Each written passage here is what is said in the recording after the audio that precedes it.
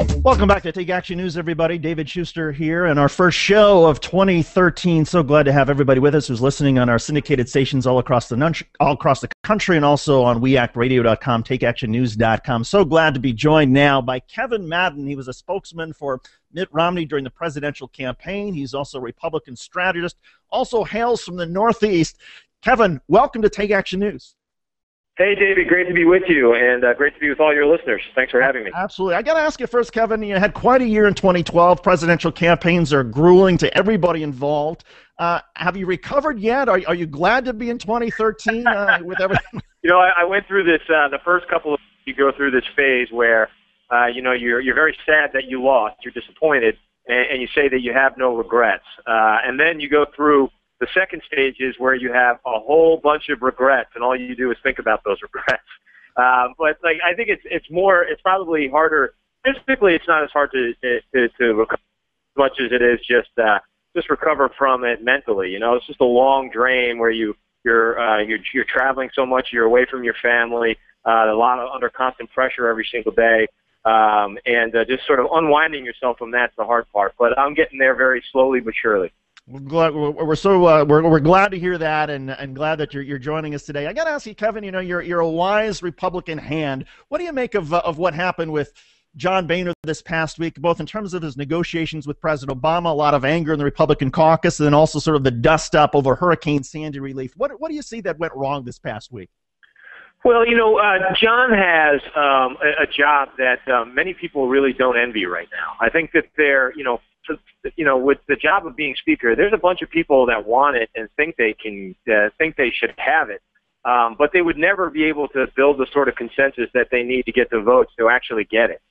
And those that I think that may one day be able to build the sort of support they need within a conference or a caucus to become speaker.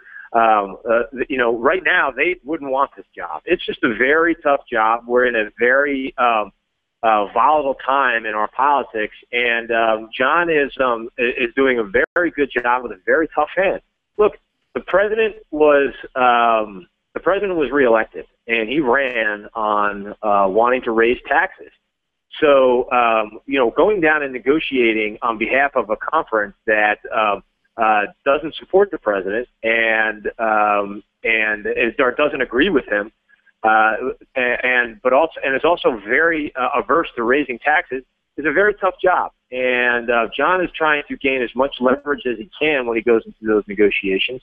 And I think he's had a very difficult time. And I think that this was just one. This was probably just one set of a series of debates and negotiations that we were going to have. But there's a lot more to come when you look at a lot of the challenges that we face in the upcoming legislative session. We're talking with Kevin Madden, Republican strategist, also a spokesman for Mitt Romney's presidential campaign.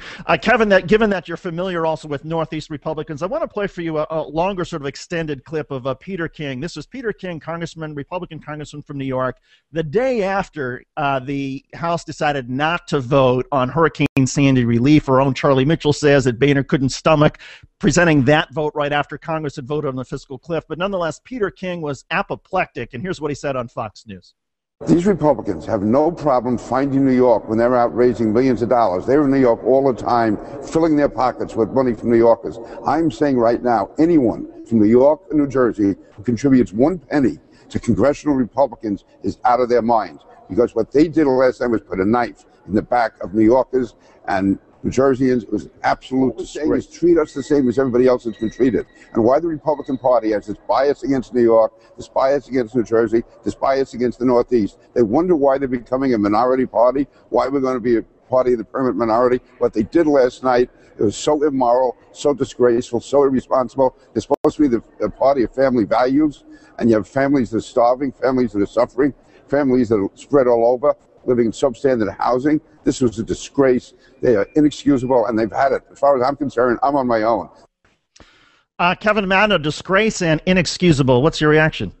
Well, I'll tell you, I worked in the New York delegation, as you know, with Peter King, and he is just a very, very passionate advocate for his constituents. He's doing what he thinks is best for the people in his district, many of whom, like he said, they saw unthinkable devastation to not only their homes, but their businesses and their schools. And and the infrastructure that they use just to live their daily lives there.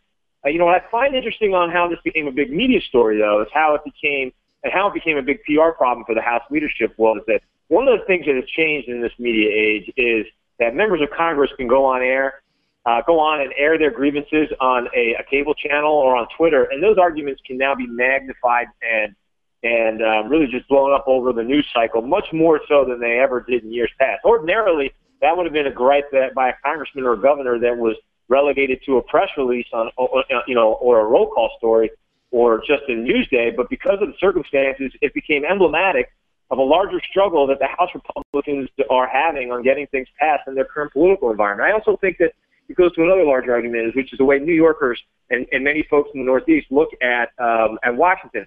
They believe that in many ways they're not only donor states on campaigns, but they're donor states to the federal treasury. I worked for a New York appropriator, and we didn't call them earmarks back in the day. We used to call them appropriations achievements because members of Congress believed it was their job to go there and make sure that their constituents were getting back what they were putting in as far as their federal taxes. And I think that's at the heart of what Peter King is arguing.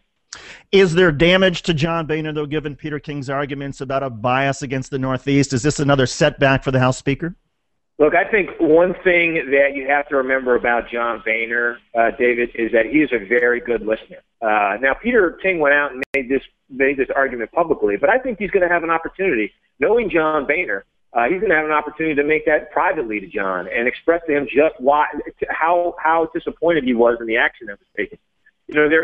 There are very good reasons, I think, for a lot of for why members of Congress, why some Republicans believe that we needed to give the Sandy relief package more scrutiny, because they believe that there was some spending in there that was not legitimately directed towards aid release, and in many ways it was getting in the way of having a bill that was going to directly aid many of the members whose districts were devastated. So I think those conversations, knowing John, he's going to have them with Peter King, and that many folks down on Capitol Hill will learn from this episode.